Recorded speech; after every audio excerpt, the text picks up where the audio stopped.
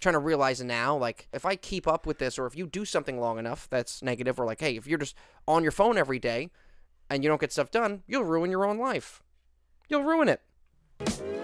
Well, Happy New Year, everyone, and welcome to the Martial Mind Podcast. Today, we've got a great episode planned for you. We're all here. We're all happy. I'm showered. We just had lasagna for breakfast. It's going to be a great day. Let's go.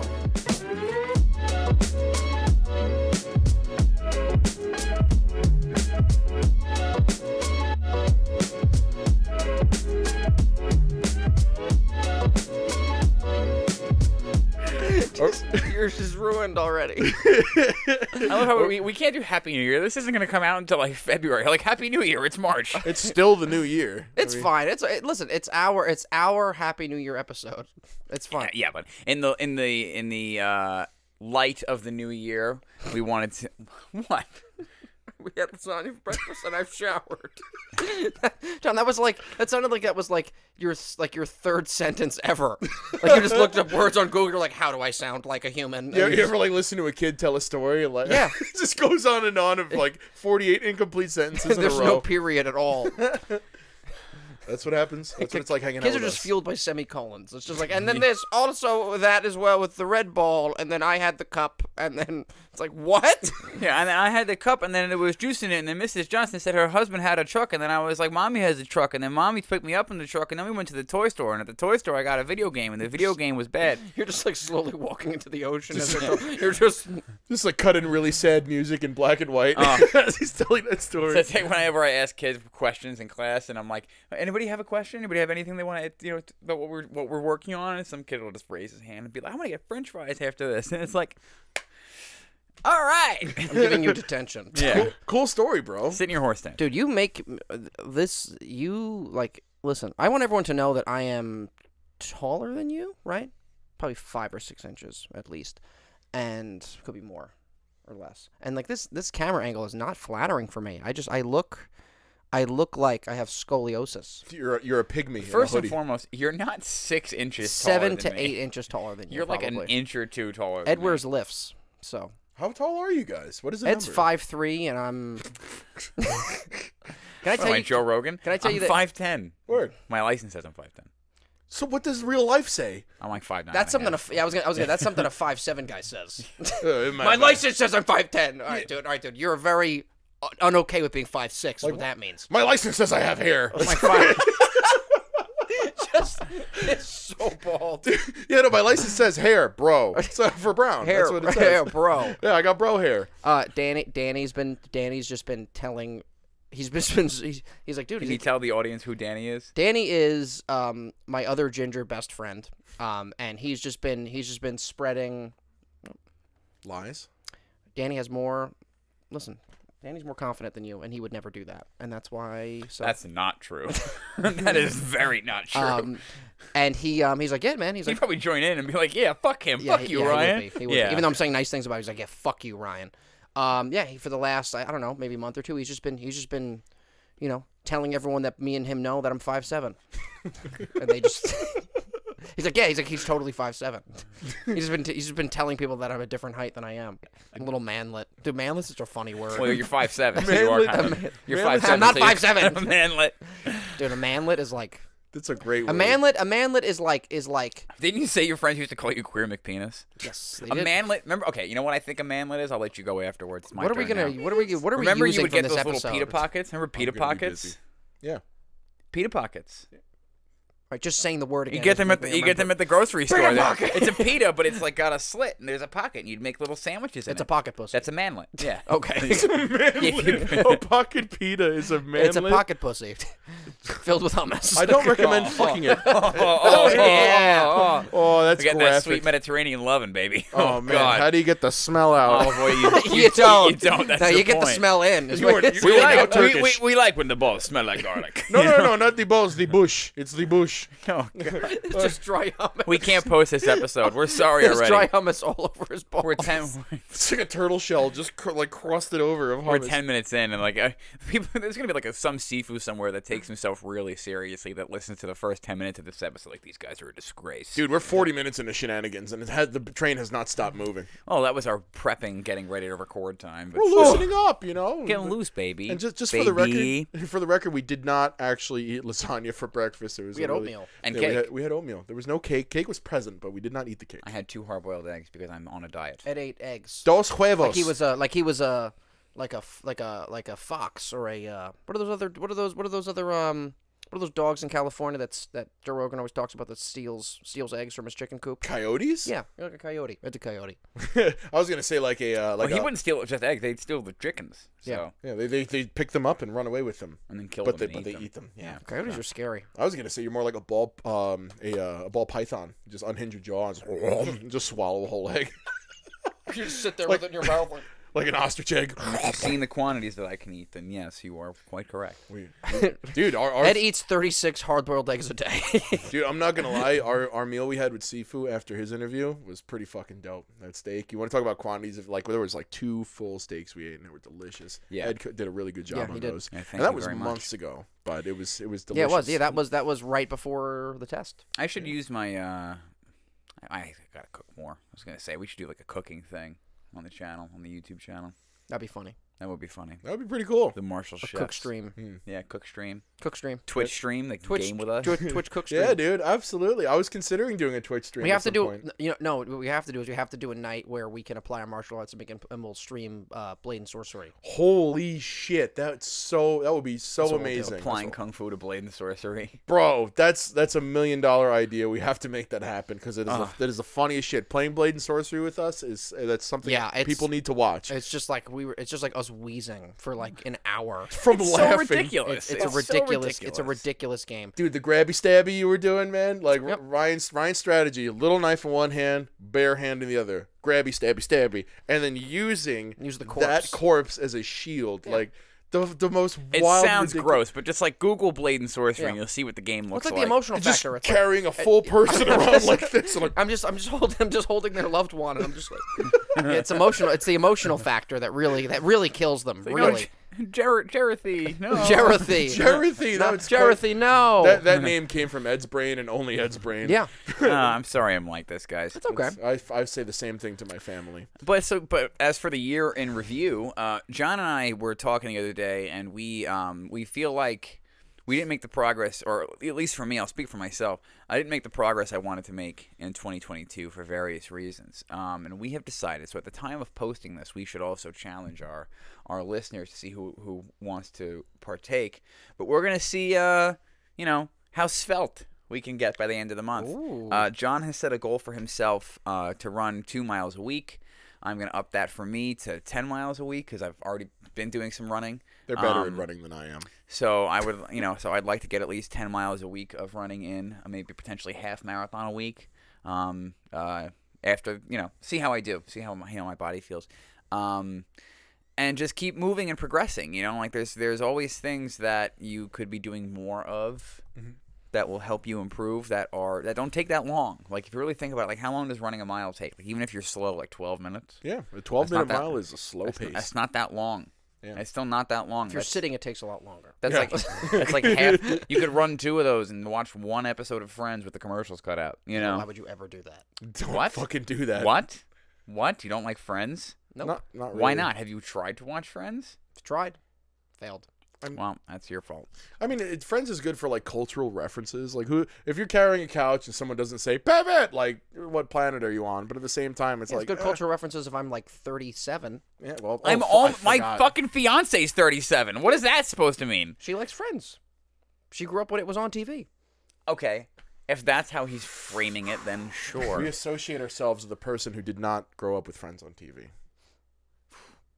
Damn. Hey, at least we're all in the group. At least we're not in the group of people who weren't alive when 9/11 happened. Oh man, that's This is in a textbook, and I'm like, what? I'm like, it was on TV when I got home. Like, what are you talking about? That was my first year in Kings Park in 5th grade, and 9/11 happened. Oh, you just moved out of Queens, right? The Bronx. Yeah. The Bronx. Yeah, that explains things. Yeah, exactly. Yeah, from New York, baby. New York, baby. But yeah, that was weird. Is this Christopher Walken- 1973? Like, Yeah, what's going on? I don't know what was happening there. I apologize in advance. Listen. But Finish, John, sir. I was gonna say that in addition to the running, we're also going to spend January sober. We're no beer, no pot, no nothing. You know, we're just gonna be hanging out with our brains on full volume and listening to all of their thoughts because my brain is not my own, right? I'm just kidding. This is weird. Oh, We no, can edit that out. no, we don't have to edit that out because Yeah. it's true. Mine isn't either. My brain is not my own. Dealing with the monkey mind. Yeah, dealing with but at the same time, like, you know, where is the line where productivity becomes anxiety? Because that is hard for me. Like, it's, you know, without something to slow me down a little bit, I immediately get like, just tailspin, you know, just like some like tailspin, woo, fucking like someone shot out my rear rudder, and I'm just like, Just spiraling towards yeah, the yeah, earth. yeah. It's bad. It's but bad. It's not good. These are moments I realize that like Ed and I hang out because we're like the different version of the same person. Because it's like, yeah, everything in my brain is like always on full volume, and like having a beer or two after work is nice just to relax. But you know, it's cool to pull back every now and then. You know, let yourself level out a little bit and just, you know, see what it's like without any kind of interference. You know, And I think I've been pretty open on the show so far. Maybe not like explicitly open, but I've been pretty open about, you know, I'm pro legalization of marijuana. I think that it's better for you than alcohol, obviously. You know, like I think that is pretty obvious. But like anything, it can be abused, and like anything that alters your state of consciousness, you're not totally. I wouldn't say you're not totally in control, but your state of consciousness is altered, which is why we talk about, you know, Sifu Greg says all the time that like he's like, you can't be a spiritual person if you're getting intoxicated. You know, and like, you know, hearing that statement, like my first initial reaction is like, yeah, what a herb, you know, like you don't want to have a beer or like smoke any weed or anything like that, like ever. But then it's like, yeah, you know, like it's been a little bit, and like it's weird the way that like the day will go on, you're just bored sitting there like, oh man, like, you know, I wouldn't mind a hit of, you know, just taking a hit of a joint right now, just relaxing a little bit, you know. And then it's like, you realize you jump to it. It becomes a crutch, and you're like, yeah, this sucks. Like I don't want to be like, you know, pot's bitch, you know. It's not like I'm out there selling my you know, selling my booty hole on the street, you know what I'm saying? But it's just like, I just need that weed, man. I just need that. That's such an aggressive way. I'm gonna be Pot's bitch. yeah, but think about that. It's uncomfortable. You're just like, man, it's like I wish I had this, and it's like, no, like you should be okay without anything, Right. You know. So and it's not like we're in distress, but at the same time, you know, it's Speak for yourself. I mean, all right, but at the same time, you know, it's like it's definitely a challenge. So we're what? How many days in? We're gonna say we're about 48 days in to this 1 month challenge. It's January 3rd. It's January 3rd, ladies. Yeah, well, and you know, and for me, I didn't realize that I was falling into like, oh, it helps me sleep. Yeah. It helps me sleep. It helps me sleep. It helps me sleep. I haven't had like real dreams because I'm just like, oh, it helps me sleep. It helps me sleep. But then like, am I really hitting REM? Am I really processing? Is my body really healing? Like, what's going on? And then, you know, like I don't know the research, so like, don't quote me, but there is certain evidence of weed inhibiting certain like hormonal releases. I don't know what it is. Can we look that up real quick? Sure. Actually, like cannabis's effect on hormones. I do know that there is something about like the overuse of cannabis, and it's, god damn it, this is I did spell it with an. Oh, there's a 5. How did that 5 get in there? What the fuck is happening? it's like Dead Mouse's fucking affecting Yeah. your keyboard. Dead Mouse 5. People used to evidence call them that. suggests that marijuana can reduce female fertility by disrupting hypothalamic release of gonadotropin releasing hormone. So gonadotropin releasing hormone is It's tropin from your gonads. Yep. it goes to your gonads to help the gonads start their processes. To help them go now. Leading to reduced estrogen and progesterone production of... Let's go check it out. Boop. Thank you for clicking on that while I was in the middle of reading that sentence. It's bigger now. An ovulatory menstrual cycle. So let me read that again. Evidence suggests that marijuana can reduce female fertility by disrupting hypothalamic release of gonadotropin releasing hormone, leading to reduced estrogen and progesterone production and anovulatory. And ovulatory. There you go. Fucking Anovulatory nailed menstrual it. cycles.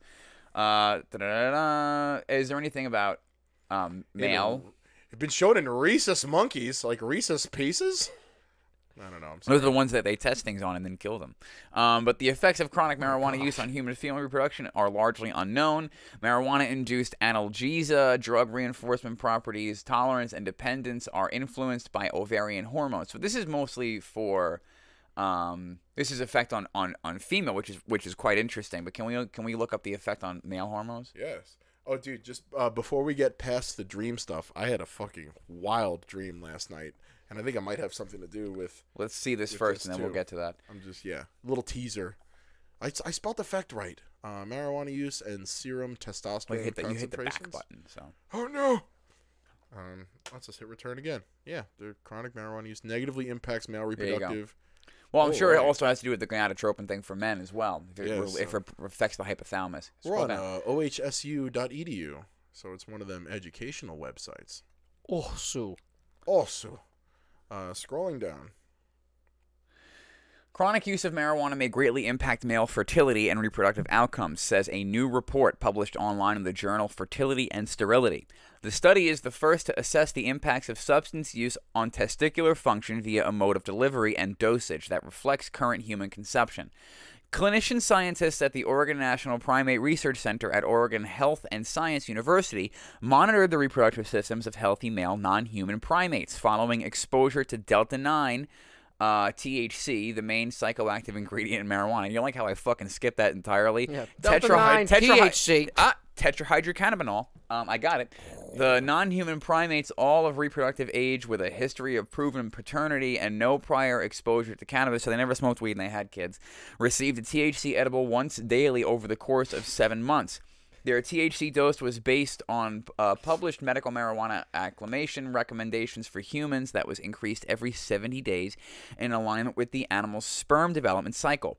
Dose adjustments were made until it reached the equivalent of a heavy medical marijuana dose in humans.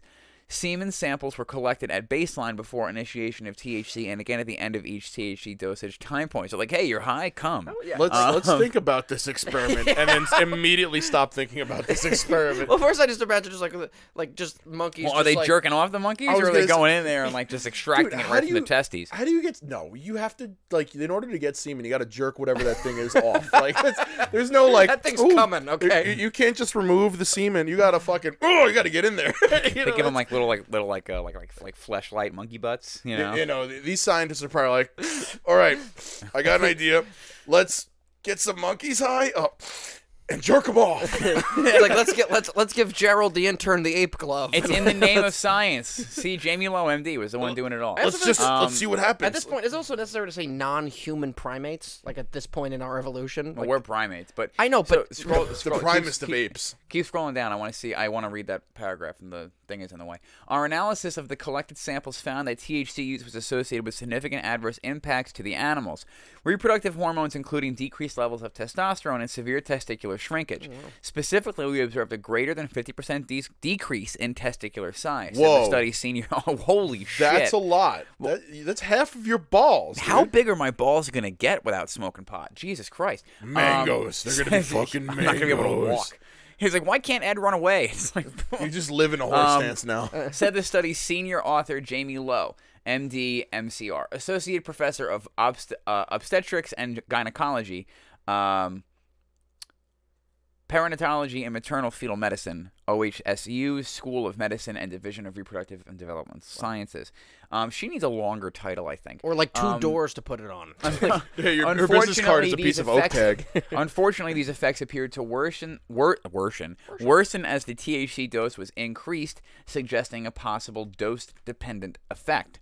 So let's move on from this. I wonder if it has to do with the fact that your liver processes edibles differently. I wonder if smoking and eating does different things, because I definitely feel, since I had introduced edibles in the attempt to smoke less, has been changing things, and I'm glad we're taking this break. And I don't really know if I'll go back to regular usage after this break, because I don't think it's healthy. I don't feel like I'm processing certain things. I had some pretty. I was uncomfortable. We have like a what you call it, like, the secret episodes. Like we recorded one where I wasn't comfortable releasing it because I released some private information in that episode. But I did have some very serious news.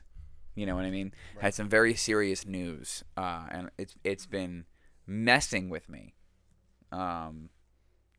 Relating to, I think I've said on the show before about my father in jail, right? So I think I've said that before. So we had never spoken before, and then we spoke for the first time 13 months ago. And so for the course of this year, I don't think I realized it, but I definitely feel like I have been medicating myself against having to cope with that, and also flip on its head my understanding of my past, because I had traumas thinking that like he just abandoned me, but then I find out he's an LWAP, life without parole. So and that's why he never reached out, because he that obviously he killed somebody, right? So that that's a lot to process. It's a lot to go through, And I definitely feel like, outside of like my occasional usage has become much more regular, and I don't think it's necessarily mentally healthy. I don't feel sharp. I don't feel quick. I don't feel like, I feel like sometimes I'll be like, I can smoke a little bit, or I can eat something, and I wake up that morning and I'm like, okay, everybody, where's the chocolate cake? Like it's 7:30 in the morning. Do I have any ice cream in the freezer? Like, because you wake. I need some. It's Monday at 4 p.m. and Ed's put an entire bun cake in his mouth. You eat it too late. You go home. You don't. You eat it too late. You go to bed. You're still kind of stoned when you go to bed. You don't dream because of it. So you you're just not wake hitting, up next week. So you're not hitting REM. Well, you're not hitting REM properly, and then you wake up and you're still groggy and still kind of stoned, and then you can't okay, let's get up and run. Okay, fuck you. You know what I mean? Like, let's get up and lay back down. Yeah. It doesn't help either when the cat's like. Yep. Just warm and snuggly. Yeah, I mean, taking a break is definitely, like, people do it for a lot of different reasons. Like, I brought this up to one of my buddies at work, and he was, like, taking a tolerance break just because, like, his tolerance has gotten so high, and so it's harder for him to achieve a good buzz. But, like, for me, like, I get high pretty easily, and, like, I just, like, I don't know. It's good to take a break, and it's weird. Like, I described the effect of it, just, like, turning the volume down and everything is kind of like what getting high for me is like. But now the volume's all the way up, and it's like, it's been a little more intense, just right. Instead of smoking and feeling silly and, like, taking a vacation and a break from things, which is what doing these things in moderation is supposed to be. You start doing it daily, and you start to just, like, you're just still you, just slower. Yeah. Yeah. And hungrier. It's like you on like 75% playback speed. Yeah, exactly. Which that's a little not, stutter. Especially for like everything that we're doing and like what we're trying to represent. I definitely like, like I was like, oh, it's imposter syndrome. It's imposter syndrome. And I'm like, no, wait, I am an imposter. Like in a way we all are in certain ways. Everybody's a human being, but like, am I living my life to the fullest that I could be living it to? Like I started doing private lessons with Steven that we talked about, and I'm like, damn, why haven't I been putting all the work in? And it's like I have been putting the work in, but like I could take 10 minutes out to get some things done, and because I'm skipping class this day to get this thing done that I could have done last night had I just focused, and like. It becomes a vicious cycle. So moving into the new year, moving into 2023, I'm not a big New Year's resolution person. I actually really hate when people are like, New Year, new me, because it's like you're going to go to the gym for 2 weeks and fucking quit, Karen. Yeah. Sorry, my sister-in-law is named Karen. Love you. Love you, Karen. We just became friends on Facebook, too, me and Karen. Oh, nice. That's cool. Friends. What up, Karen?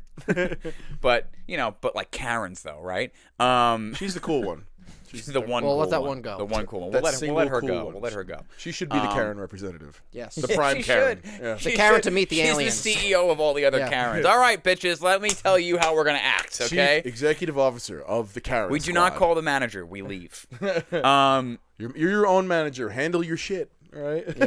Be your own manager. But nevertheless. Left girl. But I don't know what the fuck I was saying. What was I saying? We're saying a lot of stuff, Ed. Yeah, we are That's saying okay. a lot. It's a podcast. That's what you do.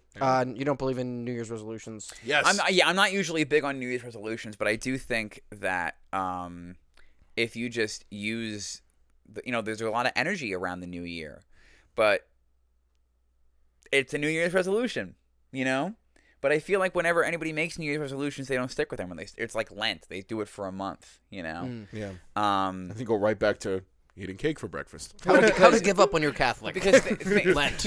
It's angel food cake. It's made with angels, okay? You have to eat it. Well, think about how the New Year's resolution usually works. The New Year's resolution is usually like this big, grandiose thing, you know? Like, I'm going to lose 100 pounds. Or, I'm gonna stop doing this thing forever. I'm gonna go keto for the rest of my life, you know. And it's I'm gonna grow a third leg. Yeah, just like God gave me one of those, baby. I'm going to become Morgan Freeman. It doesn't work that way. It's gonna be. Yeah, it's well, and again, it kind of all just goes back to. I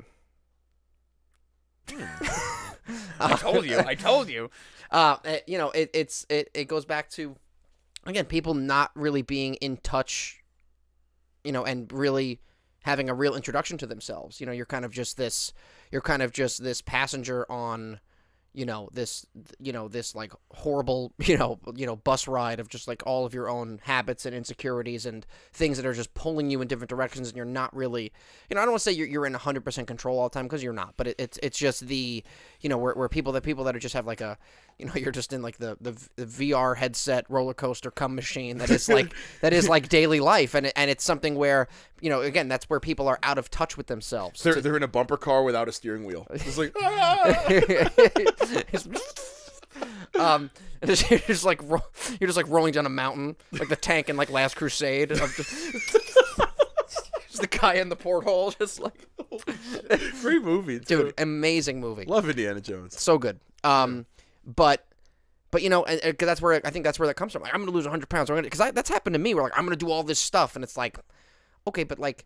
Really, I think the first part of doing any sort of New Year's resolution, or even just any sort of improvement is, okay, what the fuck am I working with? And not just like look in the mirror, this is how much I weigh, this is how much I want to lose. Okay, but like, what are your habits? What are your tendencies? What are your like soft points? Where do you struggle? Where do you usually... Ooh, it's getting real.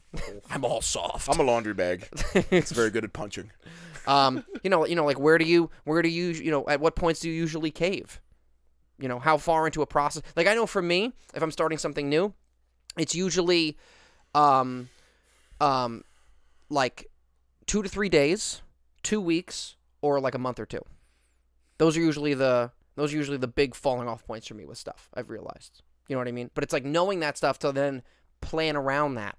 But if you're just like, man, I'm going to go from not doing anything, then I'm going to do a lot of stuff. And it's like, no, you're fucking not. And not in the sense of dissuading you, but it's like, you need to, it's like you're going to do the Daytona 500 on a bike. Yeah.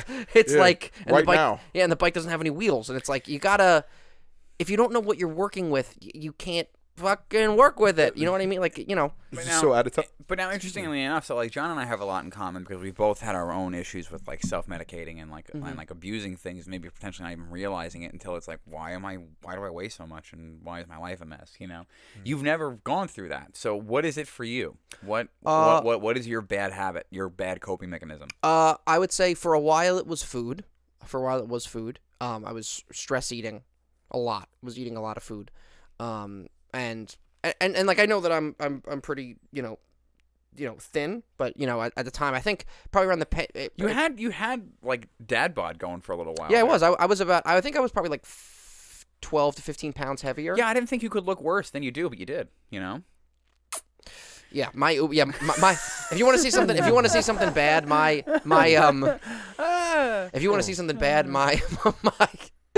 like middle of the pandemic, like Uber Eats profile photo, I look like built like a stick of Go-Gurt. I look like a fat art teacher. Just the sweater and glasses. I look really bad. I have oversized glasses. My hair is awful, and I'm fat. I'm just like, hey guys, it's not good. I don't look shot. good. Yeah. I don't. I didn't look good there. Welcome to Impressionism. I'm Mr. DiBiase. I'm an alcoholic. Yeah, he was hammered at 7 o'clock. Here's my mug of coffee that is 70% cream. There's cream and alcohol. It's just Bailey's. It's cream and Bailey's. It's cream and alcohol. There's no coffee. There's no coffee. Yeah, It's just Bailey's. Melted candle just wax. Bailey's. What is he drinking? Why does his beard smell like peppermint? It's so weird. It smells like pine. What's happening? So. Oh, so I was just. And then the other one that's been a constant problem, and this is definitely through a combination of things, is just like. I feel like I'm like hiding behind the pop guard. You can't do that. So anyway, it's just. Sorry, I gotta stop distracting Ryan. No, it's okay. I'll distract myself. Thank you very much. That's my job. Excuse me. Yes. You don't derail me. I derail myself. Just like being on your phone and just being on my phone and just like YouTube. There was. Did you describe that on the show? Because you were telling us about like the phone in the morning and like getting out of bed. Oh yeah, well yeah, because again, it kind of I definitely have explained it, and this kind of is tied into the to the stress eating. But kind of once college ended, I kind of didn't realize how much of that. You have an education? I don't think so, actually. You were just present physically. I just said that hoping no one was going to question it. Yeah. Like I don't think. What's your degree in, Ryan? Attendance. Attendance. Where'd you go to school? The university. A desk. Just a desk. Just in a parking lot. So watch the cars go by. Desk. It says desk. I'm sorry, I'm being so No, mean. it's okay. It's like we're actually hanging out or something. Yeah, this is what it's like when the cameras are off. They're just mean to me. You're mean right back. They're mean. I'm an angel. A 5'7" angel. I'm not 5'7". 5'6.5" angel. My license says I'm 6 foot. There's nothing wrong. That's something a 5'7" guy Danny's says. gonna love this episode. There's nothing wrong with being 5'5", Ryan. 5'4.5" is perfectly acceptable for a man. Jenny's 5'3", I think. Yeah, but that's like women being short is 4 calling birds, 3 franchise. We're just going down the line. Just getting shorter. Just shrinking. But once I got out of college, it was something where I didn't realize how much that structure that I took for granted was propping up my emotional and mental health. I didn't realize that. So like dude, the summer of 2016, I was like I graduated school. And then all of a sudden, I remember too. We were getting our part of our house redone, so we were staying at my aunt's house around the block. And I remember getting out of bed, or waking up and just like have my phone in bed, and then it would just be like 30 minutes, an hour, and then like certain days would be like 2 hours, 3 hours.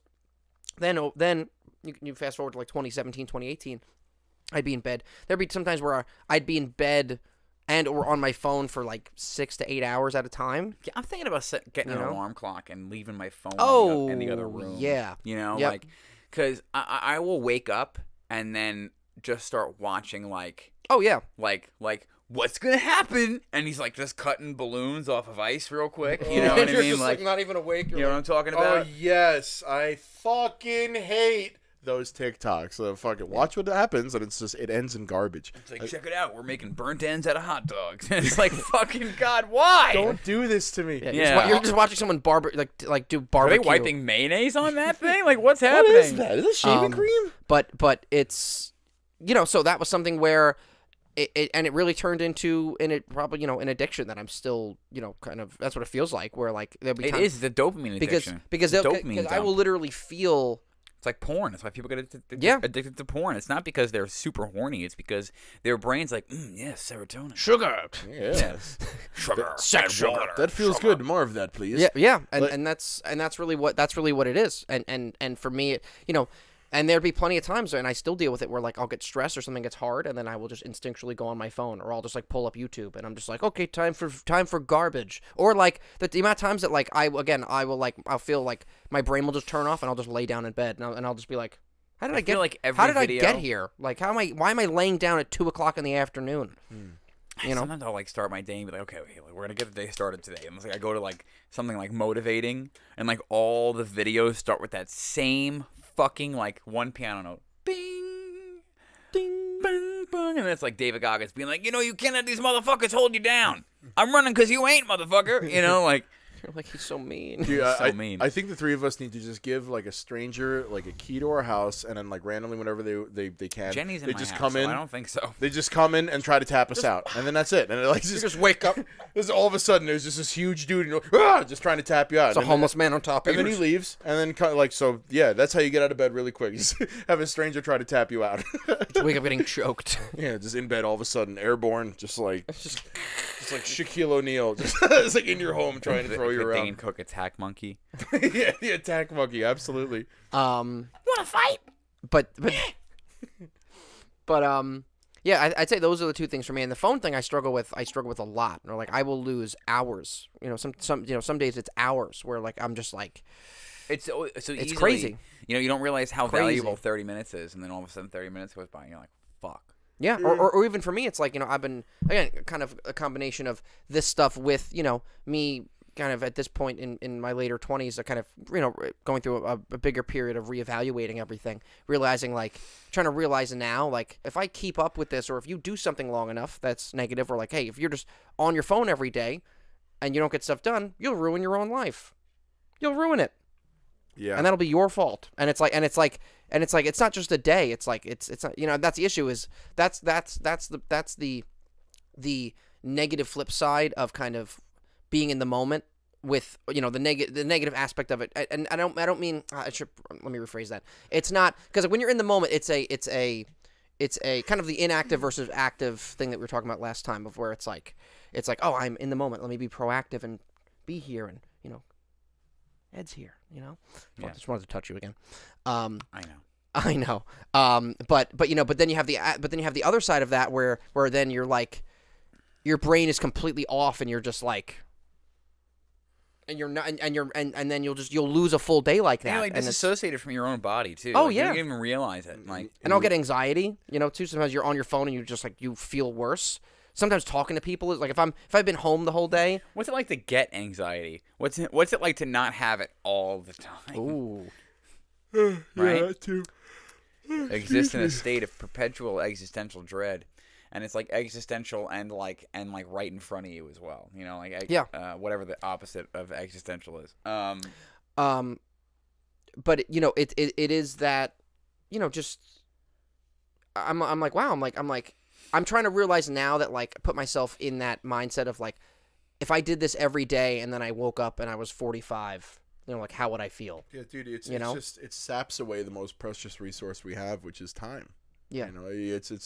It's a really efficient way to eliminate time, and yeah, it is. It's scary when you think about it that way. Just all of a sudden an hour goes by, and that's an hour that you could have done something, or you could have seen something that's memorable, or you could have just taken a walk, and been like, it just even little things like that. Like the first run that we went on, like I don't think that I'm gonna forget that, and that took like 15 minutes, 20 minutes maybe, and it's like that wasn't too much, and that's a fraction of an hour, and it wasn't something that's overly impressive or overwhelming, right. But like just going out and doing something can create a moment that you can appreciate, and you lose the opportunity to make those moments when you just sit in your phone and your time just gets sapped away. And we all fall victim to it. We all do it, yeah. I mean, for me, I can get on my computer and then all of a sudden 3 hours goes by. Oh, and yeah. I gotta go get ready for class, or even 4 or 5, It happened last week. I'm just like, where the fuck did the time go? Yeah. I gotta yeah, go that was me New Year's Day. I was like, it's New Year's Day, it's a holiday, and the next thing you know, I spent like 8 hours playing video games. And I'm like, what happened? I mean, I was talking to my buddies and I was having a good time,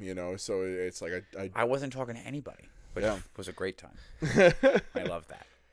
So I guess that's Fuck kind of people, right? That's kind of like a what's worth it sort of thing, because I do enjoy gaming. I don't view it as a complete waste of time, but it's that's one of those things. It's that if not you a have... waste. It's like anything that you enjoy that you have fulfillment in is not a waste of time, But it is when you have other things to do. Exactly. Like there are certain things that like you have to earn the right to go and do. Like you have to, like we've talked before about earning your breaks, and like that's certainly a thing where it's like, all right, if I'm gonna do this, I need to schedule time for this. But the problem is it's addicting. It's addicting. I stop to make sure I get shit done. I stop to cook dinner for Carrie later on, or I'll stop to make sure the dishes are done, or I'll just make sure the house is in order, And like, cause all of a sudden I'll just get this wave of like, oh shit, I gotta get this going. And I think being married has a part to do with that, because like I'm sort of beholden to taking care of a home for another person too.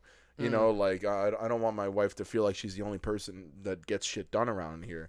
So it's good to be actively aware of that, and that's my primary motivating factor. There is that 100%, 100,000,000,000%, absolutely. Yeah, if I wasn't with Carrie, like I don't know what the fuck this apartment would look like.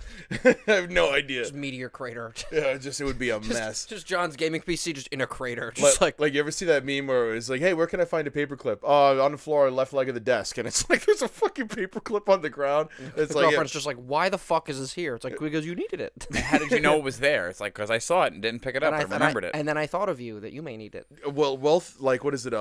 Chaos and like disarray that you can like actually remember where shit is. Like everybody, like every dude knows about the pile of stuff and what's in the pile of stuff. You know, like. Yeah.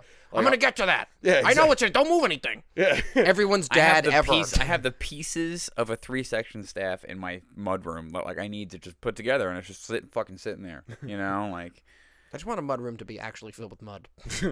Like it's just the set of like Braveheart. It's just in there sculpting. So my grandmother called the shit room, the mud room. Yeah, the room you put stuff. Yeah, the mudroom was. We had a mudroom in the Bronx. Mudroom, a vestibule. I had a vestibule at one point too. It's really like a second I know it's not the bedroom, same but thing, but it's just like an older. We have no storage. I feel like So a it's vestibule like- needs a chandelier though. It's like a fancy. It's such a enough tiny word. room. It's just wall to wall, just chandelier. Yeah, but like a vestibule is a fancy enough word. It's on the level yeah. of chandelier. I mean, like grammatically, like vestibule. You know, like, Enter the vestibule. yeah, you could decorate It's the that vestibule word. with my crystal chandelier. Yeah, Yeah. but it's like mudroom. It's where I put my boots. You know, it's Yeah. like, it's a little more like Where the appropriate. cans and the cleaners are. Yeah. I also The think big too, pots, you know, like too big for the kitchen cabinets. It's where I go to smoke when it's too cold outside.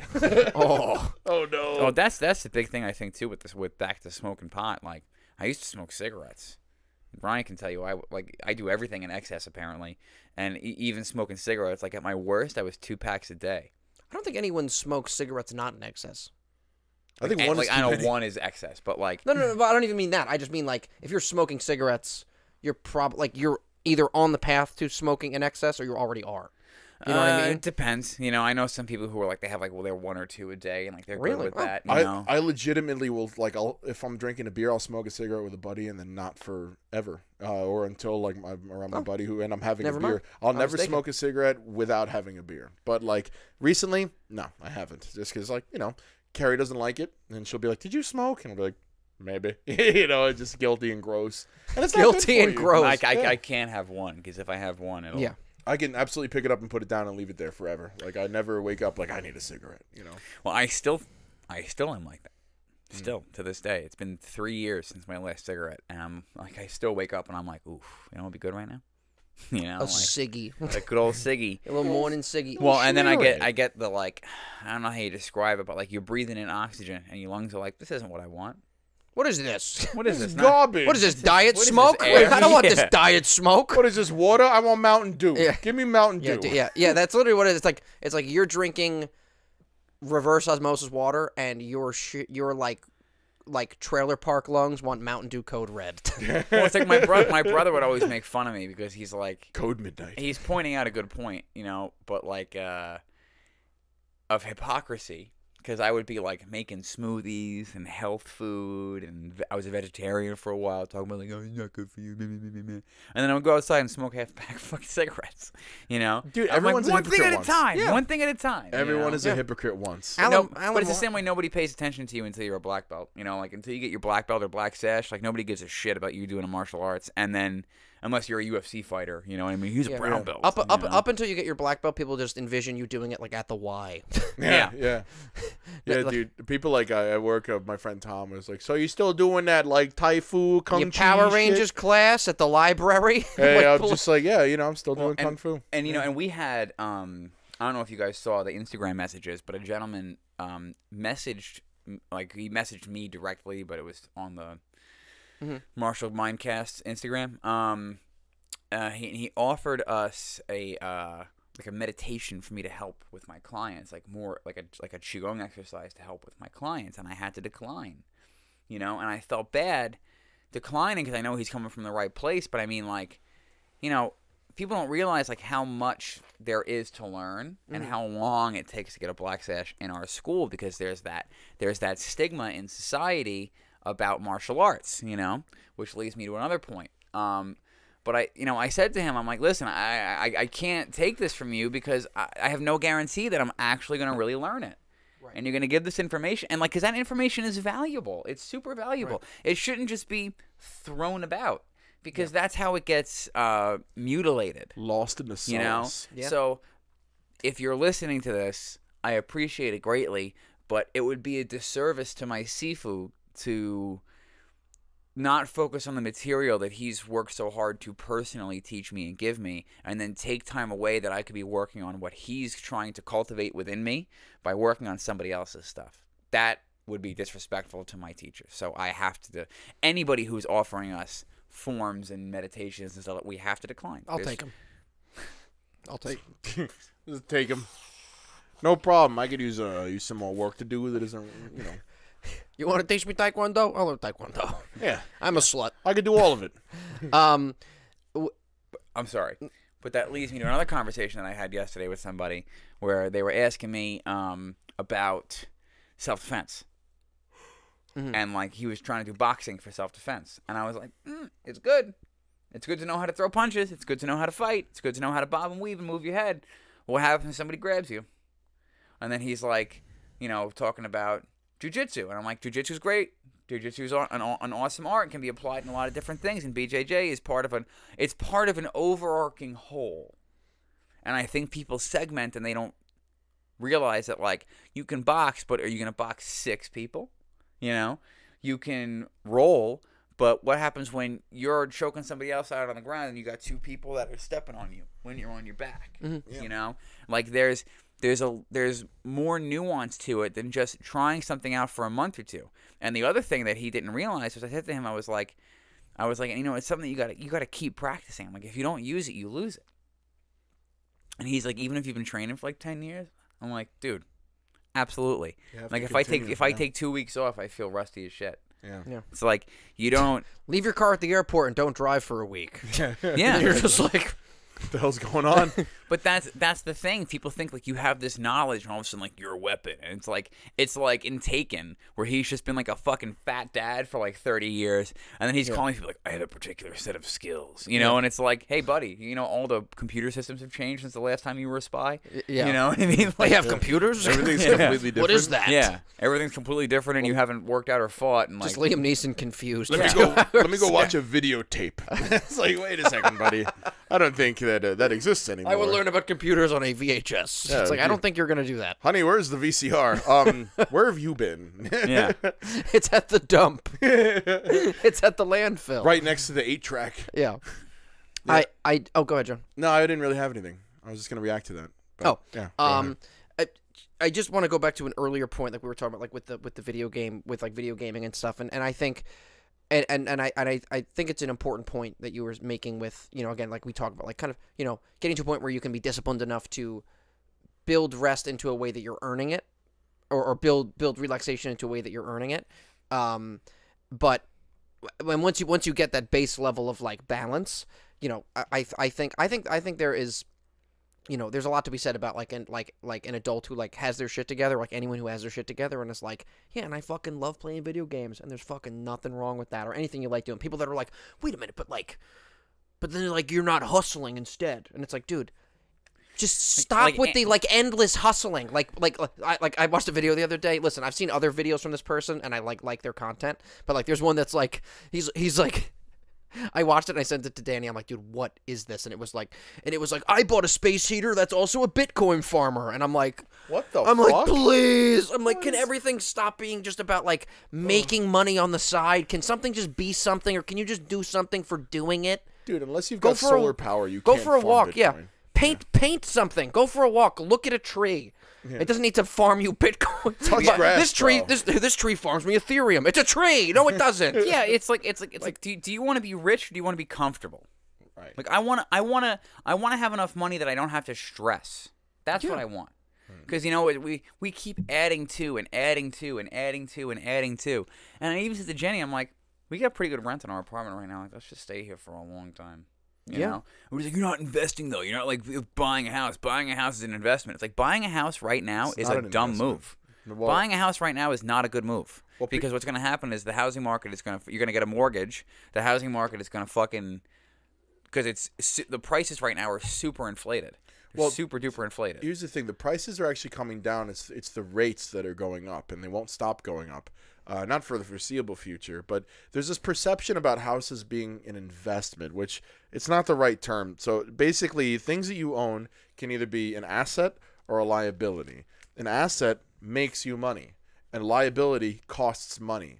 A house is a liability. It costs money. It needs constant upkeep. You pay for it every month, and it doesn't generate income. It's a liability. It costs money to have a house. It has value It has value in that it's your home. It's of enormous value because it's where you live. Right. But it's not an asset or an investment. It's something that will cost you money over time. Well, I think they call it an investment is because at the end, compared to an apartment, at the end of the day, well, end of the day, Well, at it the is end of at the end of a 30-year day, you get it. Well, that's I think It's yours. It is an investment. It is 100% Right, an right. investment. But I'm just saying that the perception around houses is that they generate wealth or that they are of value in a way that it's tangible, that you can exchange that value. Where you can't, it's flipping houses are illiquid. They don't flip easily. If anybody's ever bought a house or sold a house, it takes months. And so they don't have value in that you can trade them easily like a cryptocurrency or like even just stuff you find around your house that you put on eBay. They're illiquid. So it's not a shelf that you can put on. You can put on Craigslist and leave it the curb. Right. So like and because I say this because Carrie and we're probably going to be entering the housing market pretty soon. Like I'd say by spring we're going to be shopping for a house. And the perception is get on it right now because rates are getting worse, and then just refinance when rates get better because the prices are coming down. I'm seeing a lot of 20% reductions out there, 15% reductions, but the rates are what kill you. So that's what makes your mortgage payments come. They're worse off because of the rates, not because of the property. Like the interest rates? The rates on the mortgage, yeah. It's like they're at a pretty weird spot. I don't know the exact number, but I saw a figure recently that like. I think a mortgage on a $300,000 house today, meaning like last year, would cost you the same every month as a $500,000 house the year prior, which is like, holy shit! Like that's huge. That is that's what we'd call bad vibes. Yeah, the vibes are off on that. Real bad vibes. I mean, like I whatever, but. So I mean, I just kind of wanted to expand on that because like yes, houses are investments, and like.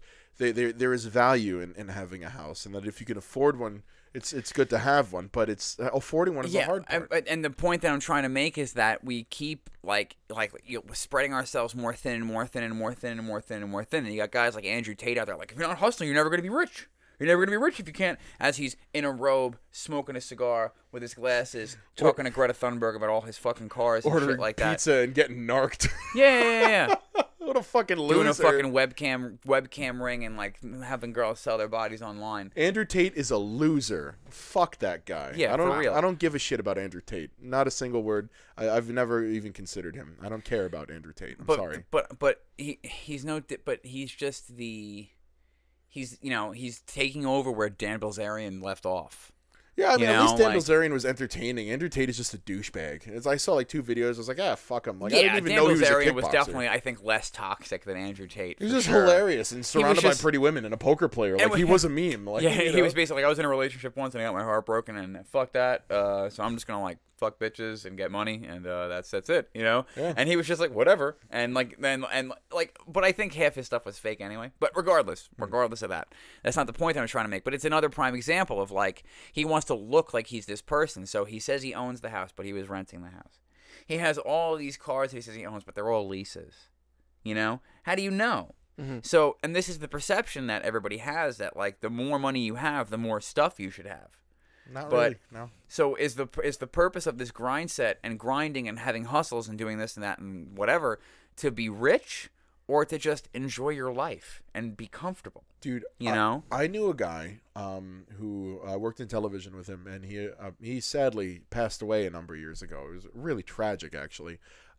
He made a lot of money in television. It's a very profitable business to be in, and he lived in a trailer in rural New Jersey.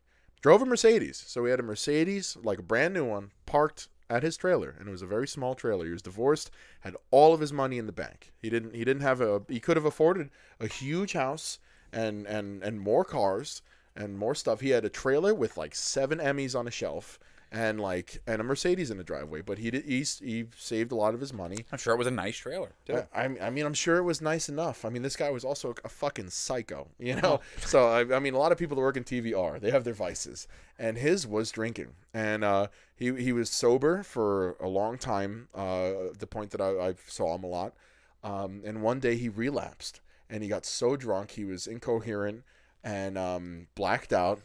Passed and fell through a glass table and bled out and died.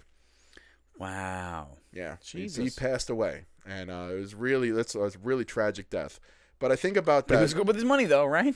I mean, I think about him. You know, I think about him a lot. Kevin was his name, and he was a lot of people knew of him, and you know, I didn't know him for very long, but like I think about the way that he used his money and the way that he lived.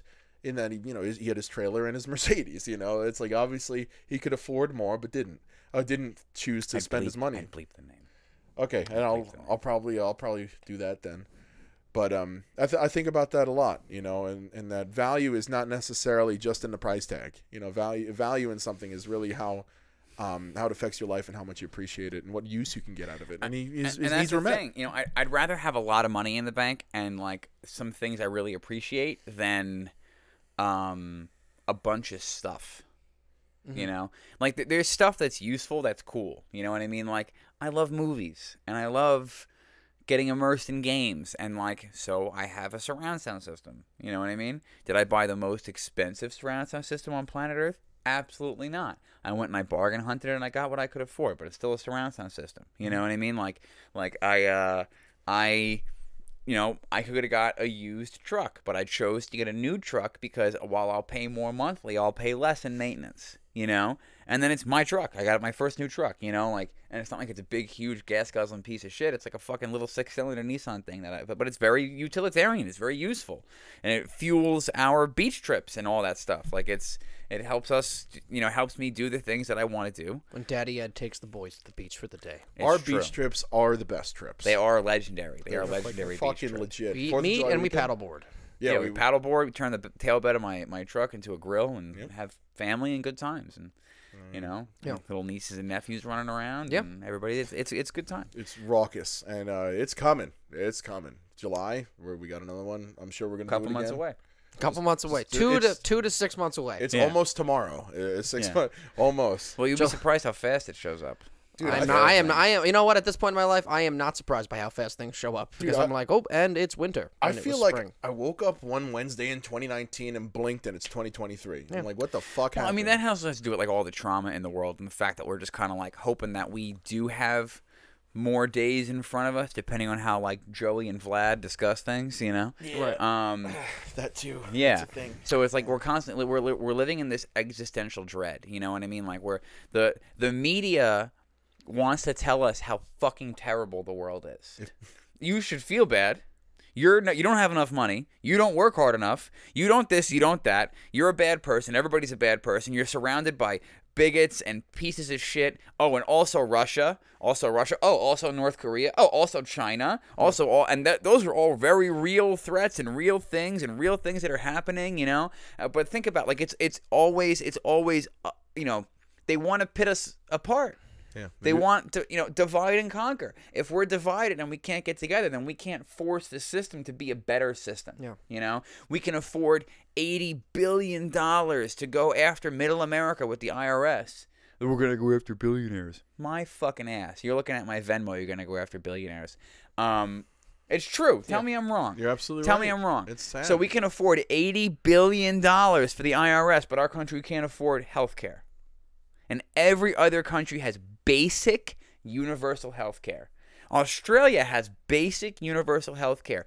And you can get another policy on top of that that does not void your government health care. You get to have both because you're a tax-paying citizen. And if you think about it, our income is taxed, our purchases are taxed, our homes are taxed. You can die and your inheritance is taxed. Yes, your Basically, inheritance is everything is taxed. You can make money in the stock market. That gets taxed. You can win lottery money. That gets taxed. If grandma gives me too much money, that gets taxed. Gifts can be taxed. Yeah, gifts but- are 100% taxed. Yeah, there's a limit. Even if I gave you a car, I would have to pay the taxes on that car. Yeah, You know? They just saw 30% of the car off. This is the government's car. We're gonna take your exhaust. And think about how much taxes have gone up and up and up and up and up, especially around here. where's Even when our I was value, working at Starbucks, I was making like $400 or $500 a week, and I would see like $253. Yeah. You know, it's You want to be miserable and make $450 gross and want to kill yourself? It's like I guess. Yeah. I guess so. Yeah. I'm here right now. Like, let's do it. Let's party. You think your gross is bad? Look at your net. You know. Yeah, It's like, that's oh, what I God. mean. It's like you feel this bad and you make this and that's gross. Your And gross it's like, and your net are damn it. both Yeah. gross. Yep. It's fucking gross. Yeah, it's disgusting. Well, it's disgusting, and it's because, and I've said this before, and one day the CIA is going to come knocking at my fucking door. Well. But, like, you know, they don't like you. No. They don't like you. Yeah. They hate you. They do. They hate you. They hate us. No. Not John. They like us. You're a piece of shit. But they hate you because you weren't born into their societal class, and that's really what it is. It's the haves versus the have-nots, and they're pitting us against each other. It's like Theo Von. Theo Von, if you haven't seen his special Regular People, you really got to watch it, and I won't ruin it because the special's out, but he has a whole bit about growing up poor. And he's being like, wait, you think I took all your shit and I just don't have it? You know, like, Where is he's it? like, somebody took both our shit and they're watching us fight over it. And it's Yeah. and it's a really intelligent Yeah, joke. Theo Von is just, he's like a He sage. plays dumb, but he's really fucking smart. That man is a sage in a swamp, dude. Yeah. That Yeah. guy He's a is southern amazing. Yeah, southern he's- word shaman. Yeah, Is what he is. Yeah. I do word magic. He's a Cajun wizard. He's really. a Cajun wizard. 100%. But yeah, Creole necromancer. yeah, seriously. As the mullet grows, so does his power. But That's not a cape. That's his I hair. hope he sees this. Every dick joke is a spell. Oh God. Don't listen to his words. They're poisoned. You're like a Protestant preacher in the colonials. Don't listen. Don't listen to his poison words. Even look back, and I don't know the full history. Can we look up the basic history of the Boxer Rebellion? But I'm pretty sure even the Boxer Rebellion was martial artists fighting back against the government. Were they boxers, Ed? I think they were boxers. I'm just kidding. The Boxer Rebellion, also known as the Boxer Uprising or the Boxer Insurrection, was an anti-foreign, anti-colonial, anti-Christian uprising in China between 1899 and 1901, towards the end of the Qing Dynasty. Is that how do you say Qing? Is that Qing? I don't know. I'm assuming so. By the Society of Righteous and Harmonious Fists. The rebels were known as the Boxers in English because many of its members had practiced Chinese martial arts, which at the time were referred to as Chinese boxing. That sounds familiar. After the Sino-Japanese War of 1895, villagers in North China feared the expansion of foreign spheres of influence and resented the extension of privileges to Christian missionaries who used them to shield their followers. What's that Jet Li movie, Once Upon a Time in China? Oh, I don't know. No, isn't it Fearless? Fearless is another one. Fearless is so good. Such a good There's movie. another Jet Li movie where... The Matrix? No, I'm just kidding. No. There's another Jet Li Parent movie. Trap? But it's all about that. It's all Freaky about like Friday. the white people that move in or like fucking with their Wait, culture. what's the one where he fights the boxer? Is that Fearless? That's Fearless. Yeah. That's not the one you're talking about, though. Fearless is based on a true story. It's an exaggerated true story. Even though we just read this excerpt, Brian is picturing just like a bunch of like 1900s boxers, like, yeah, is rebelling. But in 1898, North China experienced several natural disasters, including the Yellow River flooding and droughts, which boxers blamed on foreign and Christian influence. Beginning in 1899, boxers spread violence across Shandong and the North China Plain, destroying the foreign property such as railroads and attacking or murdering Christian missionaries and Chinese Christians. These events came to head in June 1900 when boxer fighters convinced they were invulnerable to foreign weapons, converged on Beijing with the slogan "Support the King government and exterminate the foreigners." There's a nice ring to it. Yeah, That's I love nothing says like early. I think there's more to this than Wikipedia is. it's like 14 syllables. Great slogan. nothing says like 200 years ago than someone being like, "You're saying Christian words out loud, and that's why my basement's flooded." And it's like, that's why the Yellow River is flooded. It's Welcome like, to world Keep history. going Yeah. down. Keep going down. Diplomats, missionaries, soldiers, and some Chinese Christians took refuge in the Diplomatic Legion Quarter, an 8-nation alliance of American, Austro-Hungarian, British, French, German, Italian, Japanese, and Russian troops moved into China to lift the siege, and on June 17th stormed the Dagu Fort in Tianjin. The Empress, Don't even try I'm to not say even gonna that. try, who had initially been, somebody's gonna be offended. another Who had language, initially been I know, and I'm not good at it, and I should be. Me Who had neither. initially been hesitant, now supported the Boxers, and on June 21st issued an imperial decree declaring war on the invading powers. Chinese officialdom was split between those supporting the boxers and those favoring Constellation, led by Prince Jing, the supreme commander of the Chinese forces. The Manchu general Zhonglu later claimed he acted to protect the foreigners. Officials in the southern provinces ignored the imperial order to fight against foreigners. The Eight-Nation Alliance, after initially being turned back by the Imperial Chinese military and Boxer militia, brought 20,000 armed troops to China. They defeated the Imperial Army in Tianjin and arrived in Beijing on August 14th, relieving the 55-day siege of the legations. Plunder of the capital and surrounding countryside ensued, along with the summary execution of those suspected of being Boxers in retribution. The Boxer Protocol of September 17, 1901, provided for the execution of government officials who had supported the Boxers. Provisions for foreign troops had been stationed in Beijing, and 450 million taels of silver, more than the government's annual tax revenue, had been paid as indemnity over the course of the next 39 years to the 8 nations involved. The Qing dynasty's handling of the Boxer Rebellion further weakened their control over China, and led the dynasty to attempt major governmental reforms in the aftermath, which eventually led to the Mao Zedong Revolution and the CCP and Communist China. And here come the commies. Yeah, but we get cheap phones, so I feel like it was worth it. Yeah, the slave labor was suicide good. nets. Foxconn, For the cheap Foxconn, everybody. Full of the cheap phones.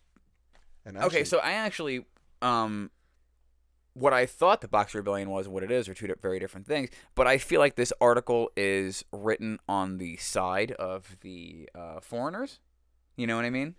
Which obviously everybody's got a. I don't necessarily. think so. Maybe it's a little opinionless, but I feel like it's pretty like straightforward. It's just stating like Wikipedia. But at the same time, like these people felt like they were losing their culture and they wanted to fight for it.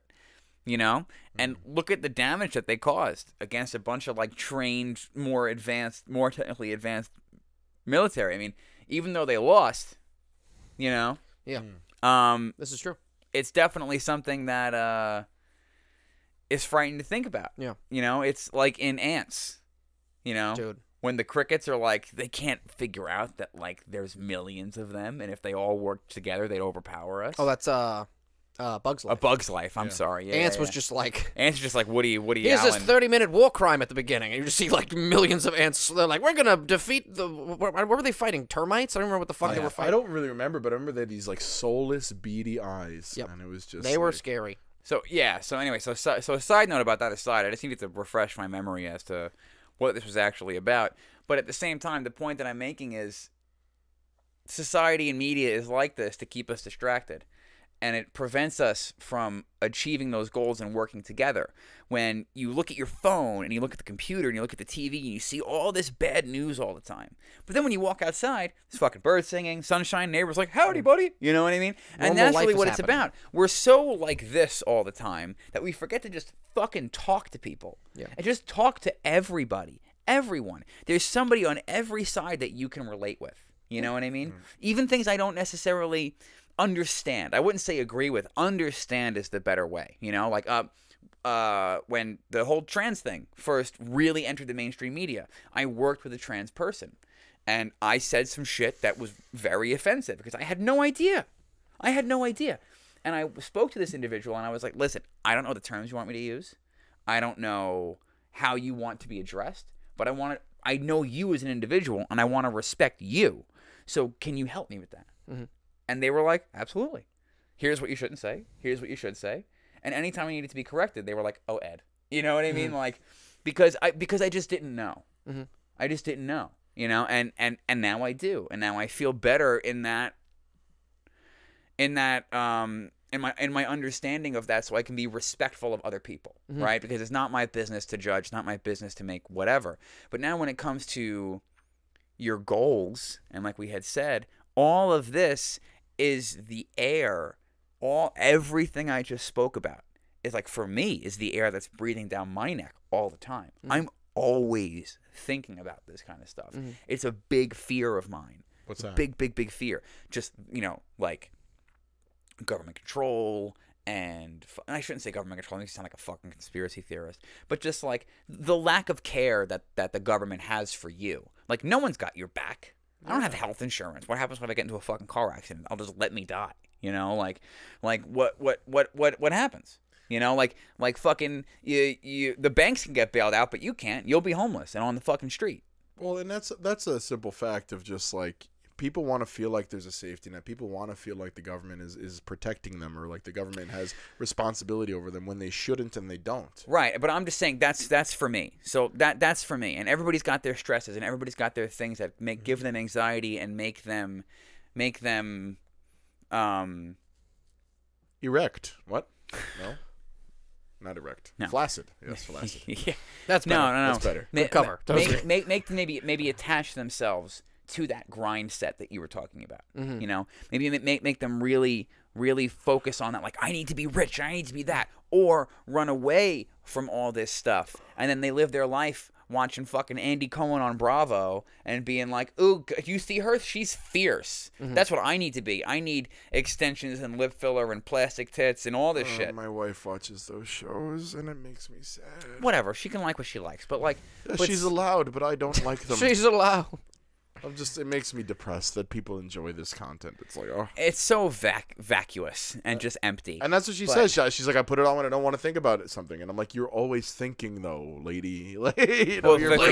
Your brain is always on. For me, I just rewatch Avatar: The Last Airbender. That's my thing. But I just build a house in Minecraft. Me too. I do that too. I kill things in God of War, you know? We all have our ways to... Yeah, we all have our ways to forget, right? Fiercely masturbate. God damn it, John. You know, it can be really difficult for people to overcome whatever it is for them and then to find these moments of rest and find these moments of respite, you know, so they can achieve their goals. But like we said at the beginning of the episode, like, even though I don't necessarily believe in, like, the real big change for the new year, it doesn't usually last. You can use it as a jumping off point. Yeah, of course. You can definitely use it as a jumping off point. And when it comes to... no, you know, like the big overarching things not really having your back, that's why you have community, you know, and community is super important. It's really, really, really important to have community. And we have, luckily, Marshall community. We have that community there, which is why it's so good to stay in touch and to be... you know, not just being a good student doesn't just necessarily mean that you show up to class and you practice. Right. You know, like it's like family. You got to take care of your family. You got to be there for them. You know. Yeah. And a central tenet of being a martial artist is working on yourself. You know, there's always constant improvement. So we try to embody that, and it's a rocky road. You know, it's definitely. Yeah, and I think in the beginning of the episode we really talked about like our shortcomings and our pitfalls and like what's been bothering us and things that people might not necessarily agree with. You know what I mean? Like I would not be surprised if some people hear that like we've been smoking pot and like eating edibles and shit, and they just turn the show off. Like, oh, fuck these people. You know, and that's okay. You can go. It's okay. And the way that I would look at that though, like the reason why I kind of fell into that like little weed trap was like, you know, I had my little vape, and like after I was done training. You know, I want to just relax and unwind a little bit. It's a 0-calorie way to catch a buzz, and I'll just relax and lay down, play some video games. You know, it's not like drinking 3 beers. All of a sudden, you got like 500 calories in you, and it kills your gains. You know, and that's you know that's how we grew up. We grew up chasing a buzz. We grew up chasing a buzz. Like the two of us are from the same. We've been from the same town. We've been fucked up. Yeah, but like that's how I came up. Ever since I was like, I think the first time I smoked pot I was 14. First time I drank I was 14. You know, like, and that's what it was always about. It was always about catching a buzz, getting this, getting that. We're going out, we're getting fucked up, we're changing constantly, just altered state of consciousness all the time. Don't know how to be sober. Don't know how to live with it. Don't know how to live with the existential dread. Don't know how to move into and focus. And that's part of ADD as well. You know, procrastinating against actually sitting down and doing the work and going for your goals and like open the laptop and do the thing. You know, it's difficult. It's 100% it's difficult, but at the same time, how do I phrase it? You have to do it. You have to do it for your tomorrow. You know, it's you can't think about these big New Year's changes. And I know we got off topic, but like you can't think about these big New Year's changes and have it be this pressure on you that like, okay, I'm making this big change, because then you're kind of like putting on a costume. And you're pretending to be something that you're not, instead of just slowly allowing it to enter. Slowly allowing it to enter your psyche and your life and your habits.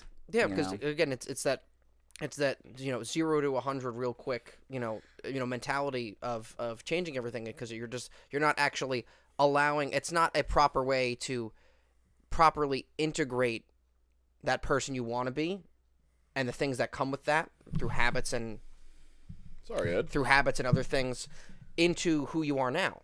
It's gonna be like, I'm gonna be this way, and then tomorrow I will be someone different. And it's like, you're not. You're not gonna do that, because that's not. Because like, hey, have you tried to do anything ever? That's not how it works. You're just like, okay, I'm going to go from not doing anything to doing 90 things every day consistently. I'm going to lose 70 pounds in 2 weeks. Like, I don't think so, pal. You're going to die. Yeah, that's really bad. I now live in the ICU. Like, are you going to cut your legs off? Like, are you fucking crazy? I will lose half of my blood. It's like, to lose half my body weight. Yeah, dude, I saw this ad. It was like this dude was like, yeah, I've been using this thing, like this weight loss product, for like a month, and I lost well over 40 pounds. I'm like, that's a pound a day. Like, what the fuck are you doing to your body? Well, if you're really, really heavy and you have a lot of water weight, yeah. And you sweat that shit out, But, it's yeah, but at the same time, like I said, a pound a day is pretty fucking insane. That's a lot. And taking on that extreme of a burden, like weighing yourself down with that kind of a change that quickly as a New Year's resolution, like you said, without like having any bearing on your capabilities or your barriers or your habits, or like what can break you, what can send you to a point where you don't want to do this anymore. Because everybody's got a point where they quit. We don't want to acknowledge that, but there's tapping for a reason. Like, you got to tap out at some point, and if people give themselves too much work, they're gonna metaphorically tap out. They're gonna fucking quit. Right. And if they set too steep goals for them. Blackout. Yeah, exactly. Blackout before I tap out, bitch. That was like when Rogan was in Sweden or something like that. Yeah. But like you said, Ryan, it's really important to not set too steep of a goal for yourself and acknowledge who you are in order to make any meaningful progress. Because again, of course, it's like the change has to happen. Stay hard, grind. And make it happen. It's like, of course, it's like, but again, if you're not taking inventory of yourself, it's like you think you're gonna start a fire by sheer will of just lighting matches and throwing them on the ground. You just gotta rub sticks together, it's man. Like, is there any wood there? Have you started a fire before? Do you know how tinder works? Are the logs wet? Do you have logs? Are they put in a? It's like, if Tinder's a really great way to get your log wet. Oh, God, it's just moist. God, John, damn it. French right in the gears. Fuck, John is just like, you say at least one killable thing every week. It's a very murderable thing. Yeah, I just want to like kill your whole bloodline. just liquidate you. Oh man, I'm just here to cause problems. It's like they're all Italian. We got like arsenic in the mozzarella. You know what I mean? But it's like gabagool is my favorite. Oh my god. But it's like the idea of like it's like yes, motivation, determination, and sheer will and vision is the lifeblood of everything you do. And having faith in yourself. But again, it goes back to the what. I had a thought that has nothing to do with what you're going to say. But again, it goes back to the idea of like, okay, if you're standing in front of a dirt pile, like just like a patch of dirt, and you're like, by sheer will, I will light this match and start a fire. It's like, no, you're not. You're not going to do that. So it's like understanding what it takes. Okay, what does it take to actually make that fire happen? It's not just I'm going to go from doing nothing, and by sheer will, I'm going to make all this stuff happen. It's like, listen, have the will. Have the determination. That is like 90% of the battle. But also, take inventory of what tools you have at your disposal to make that happen. If you're going to go from, again, never working out ever and eating like shit forever, and go, I'm going to have salads every day, and I'm going to walk 15,000 steps a day and do 100 push-ups and 50 sit-ups and do a CrossFit class. It's like, okay, like, is that realistic? Like there is something to be said about looking at what's realistic. And again, you don't want to get too caught up in that where then you become cynical of yourself. You're like, I can't do that, and then that's the excess. That's the other side of it. But if to actually make stuff happen again, you look at the fucking instruction manual that you came with. You know what I mean? Don't just be like, can I do this? It's like, well, yes, through will you can learn how to do it, but don't expect on a January 2nd you're going to be a completely different person. That's where it fails. Is the delusion that a rotation of the sun is going to change who you are. A revolution around the sun. God damn it. Revolution around Oh, the sun, fuck. sir. God, fuck. Can you Damn read? Are you?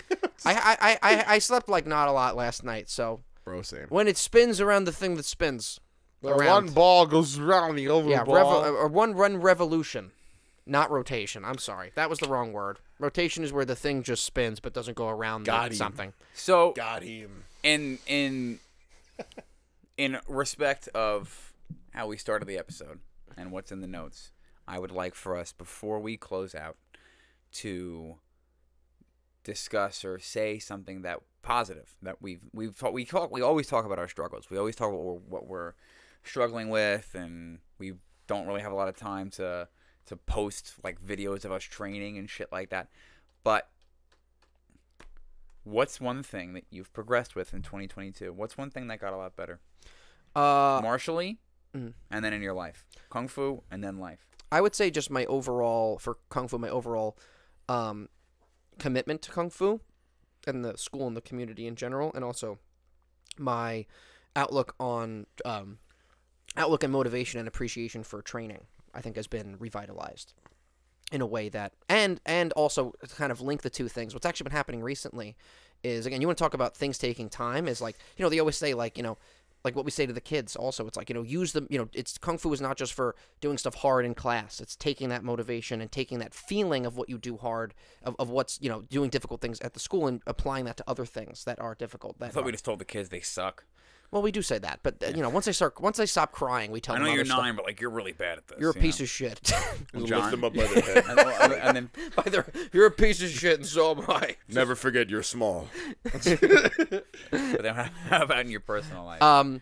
But I think what's been changing recently for me, there's two things, or I'll try to not make it just martial arts related, but is more recently, after 10 years of training, been actually able to have kind of this metamorphosis in my mindset of actually being able to feel like I can physically pick up that intent that I take with training and the hard shit that we do there, and actually apply it mentally on a more consistent basis to my regular life. Where in the past I've been very inconsistent with that. It's been very like at the school and then kind of having a hard time not fucking off in other ways, and I think we all struggle with that to a certain degree. But I think now with, again, kind of this whole martial arts change with me kind of moving to Black Sash and kind of all the other things changing with me there, that I've been able to kind of mature in my mindset towards getting hard shit done and being able to not be two different people in the school and outside of the school, to with my vices and things, and again, the vices are there, but I'm trying to work on them. And yeah, I think if I think of anything else, I'll chime in again. But Sweet. what about you, I was gonna move on to John. John? What about you?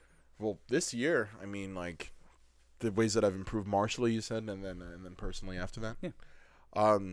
Well, this year has been a huge year for me martially. I feel like in the earlier stages, it's there's a lot of stuff that I need to learn fundamentally in order to progress. So, I feel like my capacity for learning, for overall, like, for training, like in terms of duration, has increased a significant amount, along with my flexibility. And I feel good in front of a heavy bag. Like, I feel like I can move really well, and I feel like I'm really like planting and like just. I feel like my mechanics are much better. Still don't think they're perfect. They're never gonna be perfect, but I feel like looking back at like January last year to this year, like I think there's overall improvements across the board. It's not really like there's one area I specifically need to work on. I'm just kind of pushing all of the stuff, towards, I'm progressing in an overall way. It's hard to really pinpoint one thing, but I do feel like I can hit the heavy bag a little bit better. I feel like my forms look better. There was one class where I was in the mirror. La Cherche asked me to help the White Sashes out with some of their material, and I had this moment of like, I got in my horse stance. We're getting ready to do one of our forms, and I just, like, my stance was low, my legs were parallel, like it looked really good. And but I saw behind me there were the White Sashes, and I felt like I looked like them. Like, I felt like my stance was like a beginner stance. But then I looked at where I was in the mirror, and there I was. Realize your progression in a low horse stance. Looking like I've been doing this for a bit. So yeah, it felt very good. But I mean, I'd say that wraps it for Marshally. Just overall general improvements. Like I said, I'm just such a I'm so early on that it's hard for me to really pinpoint one specific thing that I've been focusing on because I have to focus on everything. Right. And then personally, this is the podcast year.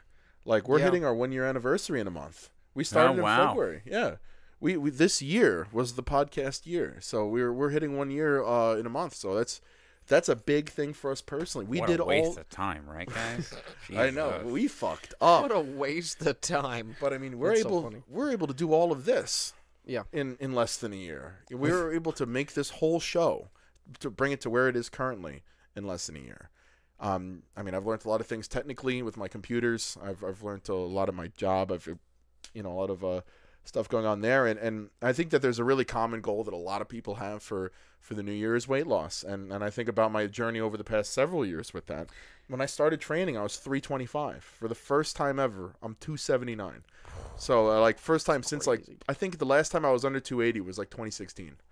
So I'm hoping that the reduction of intake of certain things will help with munchies. Maybe that we're making me consume a little bit extra calories at night that I realized I was consuming more regularly than not. The holidays definitely put on some weight. I definitely want to look how I looked when I was going for my black sash, which was more, not without losing the muscle that I gained. Because caloric surplus is good for muscle gain. You know what I mean? But I'm watching myself move in the meal the other day, and I'm teaching good for kids, gaining and everything fucking else. Jiggling, fucking I hate the muffin top over the sash. It just bothers the shit out of me.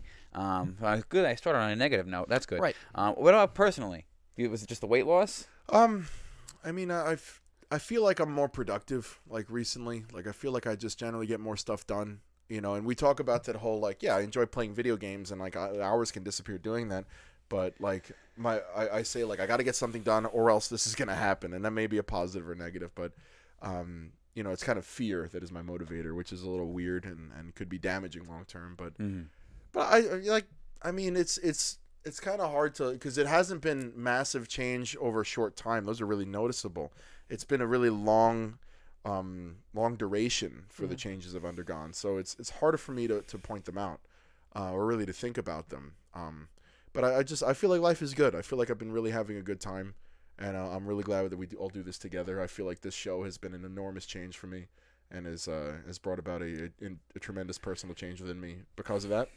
And just really, really happy to be here and be able to share with you guys and also with you guys. So personally, that's how I feel. Yeah. Awesome. I guess it's my turn, right? Mm-hmm. Yeah, buddy. We're both looking at you. So I had this thought that we'd start the show, and it would be kind of like a New Year's resolution, that same thing. So last year we started the show. It was kind of my idea. Just want to throw that out there. Kind of my idea. I did. I had a dream. I had a dream about this, literally this. In a studio though, and I dreamed about us having this show, and I called the guys up immediately, and I was like, "We need to have a show." And I was expecting I don't know, I really can't commit to anything right now. I'm spread pretty thin. I got this, I got that, I got 6 women I'm talking to, Ryan's surprised by that. I got 4 apps I'm on. I have I'm talking 4 to 12 tops. girls on each of them. It's just I don't have time right now, And I figured and I thought you'd be like, oh yeah, in between darts or whatever, I didn't think that you guys would be as receptive to it, and then you guys were. Mm-hmm. And then I immediately had this thought that we're gonna turn everything around tomorrow. Right. 10 million Instagram followers. We'd be training hard and changing our schedules and together all the time and posting all this shit and filming all this stuff and doing all this. And it's been such an incredibly enormous challenge to do everything. And I feel like Marshally, this past year and these experiences, one thing it's taught me is patience with myself in a way, because I do get down on myself a lot. But I feel like Marshally, I've gone back to the drawing board at the training with you guys and training with everybody has definitely pushed me in a lot of ways. You make me want a lot more power, and you make me want a lot more speed. I've always kind of felt like I'm the sore thumb. You know what I mean? Like, I'm just a sore thumb. Like everybody's here and they're all good at martial arts, and there's Ed in the back, like, fucking a coconut. You know what I mean? Like, you know, like, Just naked. I just Chimping out. You know, it's so funny because, like, so Sifu Elliott, one of Sifu Rules guys, he's always like, man, I love this man's kung fu. I love how he trains. I love how he approaches kung fu. Then I feel like I'm in class and everybody's like, God, you're terrible at what you do. Like, you're really bad, you know? Like, It's just you saying that to you. I've Well, it's literally how never experienced that. it's how I feel. It's how I look. I know. That's what I'm saying. It's how I feel like I look, you know? It's how you feel about yourself. Yeah, and then private lessons with Seagun, where he's like, I don't even know how you're doing that, but you're doing it wrong still, you know, like, and it's just like, finally, when you finally start seeing refinement, you look back. I'm clearly doing Xiahou Chuan, right? You look back at the years gone, and almost feel like you wasted time. Almost feel like if I had just fucking figured it out then, but it's like, well, you didn't, so you got to keep moving forward. It's the only way to keep pushing and keep training. Like, I don't want to work out at all the past few days, so I haven't. Maybe I need a mental break from all that shit so I can go hit the grindstone, you know, like a little bit here and there, but like not like the 2-3 a days like I was doing, you know. So martially, there's that. More patience with myself. More. I haven't learned a lot of new stuff in the past year. I've just kind of been working on the same few forms. I even forgot a couple because I've been trying to focus on some certain ones, you know, to hone them. That's hence another reason I'm doing the private lessons. But yeah, so more patience with myself, more allowance of myself to make mistakes in order to improve upon those mistakes. And personally, that patience has really helped with my relationship. You know, I have really learned how to be a partner. You know, I wasn't always the greatest person throughout my entire life. I didn't always treat women how they deserve to be treated in certain instances. I remember I dated somebody a long time ago who she had all these goals, and I was like, well, you have to meditate. Like, if you just meditate and are alone with yourself, you might figure out some of your anxiety issues. And then I would be like, why the fuck aren't you meditating? Like, you said you were going to do stuff and you didn't fucking do it, and that's bullshit. You got to do it. You got to fucking do it. And, like, can you imagine the pressure that I put on that individual? I didn't even think about that until much later. And, like, you know, we had talked about it years later, and I apologized, and it was what it was. And just for full disclosure, you know, like, I wasn't always patient. And I've been like that with Jenny, too, like, just not patient. Not seeing her from her perspective and where she's at. And I feel like that in this past year, I have gained a lot of that, like appreciation and patience to kind of like let people grow on their own. Like, you can't like look at a plant and be like, fucking grow, you know, like Just dies. yeah. Plant killer. Yeah. You can't do that. So I feel definitely for me personally, like just how to love and how to be patient and how to be there and just be there. Right. You know what I mean? Yeah. Like, just because somebody has an issue doesn't mean you need to sit there and give advice. Right. And that if they don't take that advice, that they're being disrespectful of you. Yeah. Because that was always how I felt. Right. But, like, you know, like, it's like in that Jonah Hill documentary, Stutz, he's talking to his therapist, and he's like, you know, it's funny, you go to your therapist for advice, and they just listen. Because then you go to your friends for them just to listen, and they give you advice. Because the only problem is your friends are morons. And I'm like, I'm a moron. I don't know shit. I don't know shit about fuck. You know, like, I don't know shit about fuck. And it's like, I'm not a therapist. I don't have all the answers. I might think I do sometimes, but I don't have all the answers. Sometimes when she's going through stuff, she just needs to talk. Right. And I've learned a lot to just kind of like let her talk, you know, and let it be. And we definitely have had, I think the past 2 months have been the best 2 months of our relationship that we've been together. Good. So that's definitely for that. Do we have kind of in light of that maybe a quick personal and kung fu goal for this year? I would like to stop sucking at kung fu this year. Right. I think that would be good. Copy and paste forever. Yeah. Copy and paste forever. So in perpetuity. my goals this year is my flexibility. Okay. I really, really need to unlock some certain issues in my flexibility, and some stuff with my health, you know, in order to be able to push and train harder. And I think that our sober month is probably going to lead into a very different way of approaching that stuff in the future, which I think is why it's so difficult to do, which is what I said to you, why it's good to do. And and second of all, and then physically as well, to be lean and mean. I just really want this to finally be the year that like I'm a weight that I'm happy with, and to stop feeding into my vices, because my vices, because of the weight, make me gain weight. Right. So it's a vicious cycle where it's like I feel bad, so I have cake. You know what I mean? So, but I feel bad. It's like the fat bastard thing. It's like I eat because I'm unhappy, and I'm unhappy because I eat. Yeah. And then personally, I'm looking to bring in employees, so I'm trying to grow my business. Cool. I'm growing my business is good because I've always wanted to feed people the same way like my business feeds me. I want to be able to feed other people. I just really want to do this full time. I just really want to have this show. I want to be able to have this show be something that I do. You're bringing the garbage pails. It's my tenant bringing back the garbage pails. Sorry, my tenant, my landlord. You're the tenant. Yeah, that's me. Sorry. He lives in my apartment. In his house. I really, I know I've listened back to some. I know this is winded. I'm sorry. I know I listened back to some prior episodes, and I'm like, make sure this is Patreon and this and that. And we've got like fucking one Patreon subscriber, and I think a big part of that is we're not Matt, but we're not offering anything in return for that except for support of the show. And I understand that, and I understand it's a learning curve and a process, and we're kind of figuring out how to do all these things. So for the people who are in the Discord, not everybody has stayed in the Discord. Some people have left. That's okay. Again, we're very busy with our lives, and we want to be able to do more. We want to be able to do this more full time. Yeah. And the only way to do that is to supplement income, which is why we push for the Patreon so much. So it's really not so much that we want to be rich or we want the Bugatti, we want to make a bunch of money. It's just that we want to be able to do this and do more and put out more and reach out to the community and help people through our struggles and through our journey, which is the whole purpose of this. And even my old podcast, Temple Podcast, which I think is still online. Even my old podcast and the interviews that I used to do, that was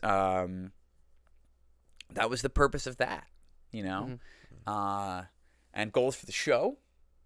I would like us to be able to do more interviews and to figure out how Jordan Peterson and Michaela Peterson do their remote interviews, and to be able to do remote interviews with that quality, not just Zoom.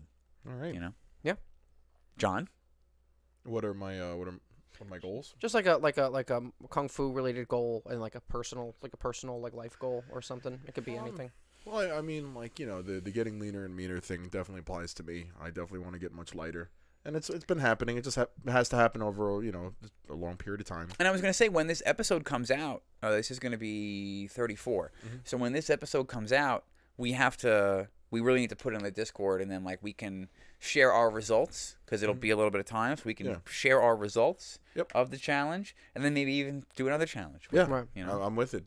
But I mean, really just getting leaner and meaner, making it to the next test, having all my material down and ready for the next SASH test is a goal I have, and a couple months away. Yeah, and just personally, expanding my client base a little bit, and just I think working some new shows, and really just getting this whole thing going. I think that we've made enormous progress already, and I think asking for more would it feels not right, because we already have so much. There's already so much that that we've accomplished as a group and also separately. So it's hard for me to just be like, well, I wish I had more, but I just really losing some weight and I don't think it's having more. I think it's achieving more. Right. And I'm just trying to frame that in a way that makes sense in my head. So it's just it's immaterial, the more that you're talking about. Right. And I'm extremely happy with what I have, but getting better is getting better at kung fu. Is really just it, and getting lighter, and it's like I mean that's really all I'm focused on, is just getting leaner and getting my material down, and getting putting more episodes out there, getting better at this whole thing, and just maintaining my level of happiness. So very good. How about yourself, Ryan? It doesn't matter. It doesn't. Just crying. I would say kung fu related, kind of like at least two things. It's like I really want to try to, I'm definitely self-conscious of my, basics, in the sense of basic structure, like horse stance buckets and things like that. Still basic kind of black sash strength that I want to try to, You know, like when I was looking at black sessions coming up, I was like, they're so fucking strong, or like you're watching them sit in horse stance, or they're just doing shit. And I'm like, and I feel that that's still something that a bit of a soft point for me that I do work on, but I want to try to get my traditional kung fu foundation even stronger with that. And same thing too with even just like getting more comfortable with, being able to, just basic techniques too, like kicking and things like that. Like get it to a point where my body is more fluent with that stuff, where it kind of comes out easier. On top of that too, I want to try to understand fighting better in the sense of, kind of like what you were saying that you were talking to Sigung about, of not just throwing techniques to work on them on somebody and then just reacting to what they're doing, but actually being able to like understand the game a little bit better and understand how to actually fight certain people and pick up certain things and understand the chess game of. Understand the chess that goes into fighting. And the first part about that chess game is the comfortability in your techniques. Yeah, so it all ties together. I would say for me, on a personal note, I really would like to try to find a better balance in being able to understand the impermanence of things while still being able to fully be in the moment and appreciate them, and not get overtaken by overtaken by the impermanence. And also on top of that, on a more specific note, I would like to work on spending more time and connecting more with my dad. I would say. All right. So, well, gentlemen, it's been a wonderful episode. It's been a wonderful year. Thank you, everyone, for joining us. For sticking with us. And I think it's going to be a bit of a longer one, but there was a lot to discuss. Yeah, it was good. We had a lot of stuff to mull through. Yeah. All over.